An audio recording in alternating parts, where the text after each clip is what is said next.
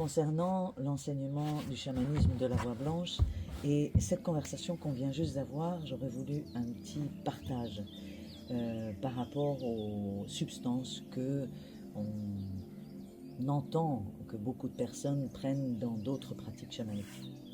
Alors, que ce soit le chamanisme mongol où on ne prend pas de substances mais on fait des incorporations d'esprits qui vont œuvrer pour la personne et pour les personnes qui demandent, ou alors des substances qui sont prises par d'autres types de chamanisme pour œuvrer à l'intérieur de la personne. En tout cas, quoi qu'il en soit, dans beaucoup de chamanisme, on a recours à des choses extérieures pour œuvrer pour des choses intérieures.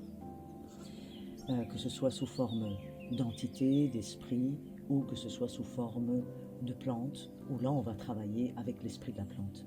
Donc, ce que je voudrais partager, c'est que le chamanisme de la voix blanche, le chamanisme blanc, n'utilise aucune substance, parce que l'univers est à l'intérieur de chacun d'entre nous, et que toutes les plantes, toutes les sciences, toutes les substances existent déjà à l'intérieur de nous. Et donc c'est toucher cette magie-là en nous pour qu'elle puisse opérer pour nous et pour d'autres.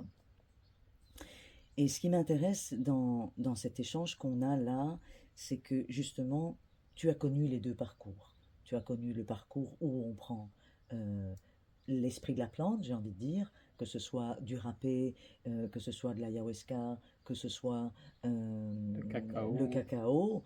Toutes ces substances, finalement, ont un point en commun dans le sens où toutes, elles touchent le foie. Mhm. Le foie est quand même un organe spirituel.